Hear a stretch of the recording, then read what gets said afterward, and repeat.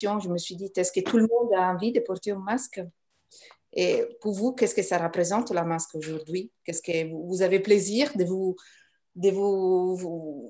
mettre un masque comme ça ou comment vous prenez par rapport à la masque, les masques? Pour moi, j'ai aucun plaisir de porter un masque. Aucun.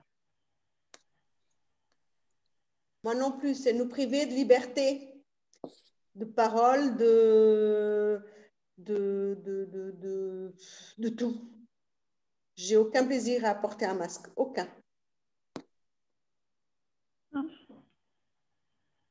Moi, je porte un masque. Je porte le masque à cause des enfants, des petits-enfants. Je ne sais pas. Je ne sais pas si elle a donné d'autres entretiens depuis la pandémie, mais je pense, je ne sais pas si sa narrative qui avait un certain, comment dire, un certain sens en 2016, quand on pouvait, par exemple, en effet, dire c'est un jeu, c'est comme le carnaval, c'est un espace de liberté, c'est comme un accessoire de science fiction, etc. C'est vrai que ça, quand ça devient une contrainte et c'est lié à quelque chose qui nous menace, ça prend toute notre signification. Mais je pense que moi, pour être juste tout à fait très clair, il n'était pas du tout question de faire le débat est-ce qu'il faut porter le masque ou pas. Ça, non, non, non, non. On porte tous le masque parce que c'est important en ce moment.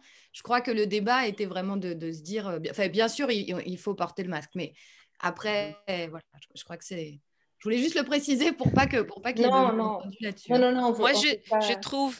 Si je peux me permettre encore une petite remarque, maintenant qu'on porte le masque, bon, ça, déjà ici à la maison, on a déjà des idées un peu qui vont d'un côté et de l'autre. Moi, de mon côté, je trouve, OK, masque oui, masque non.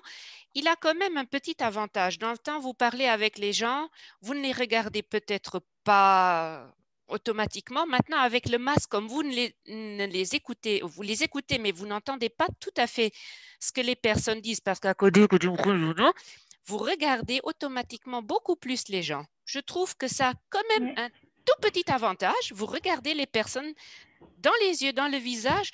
Qu'est-ce que vous me dites là? Pardon, vous pouvez répéter. Ça n'a pas que des désavantages. Mais bon, ça, c'est mon opinion personnelle. Parce que sinon, on passe 1 heure à discuter. Non, mais c'est intéressant, c'est vrai. C'est vrai. Ouais. On ne peut pas regarder les grimaces, les expressions, c'est ça que c'est. Oui, c'est vrai, c'est tout à fait vrai. Mais c'est incroyable ce que vous voyez dans les yeux des personnes.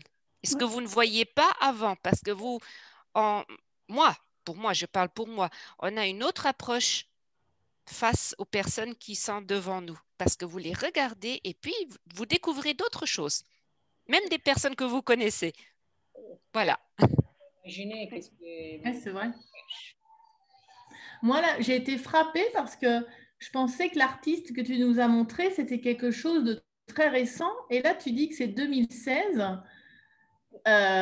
Pour moi, ça a vraiment fait un écho, ce qu'elle a dit à la fin, où elle a dit quand notre vie ou quand le monde autour de nous est gris, on a beaucoup plus de créativité pour justement aller au-delà et pallier cette grisaille. Et du coup, ça a fait écho avec moi. Moi, je suis, comment dire, enchantée de le côté positif de cette pandémie depuis le mois de mars, c'est la créativité qu'il y a autour de nous. C'est juste dingue.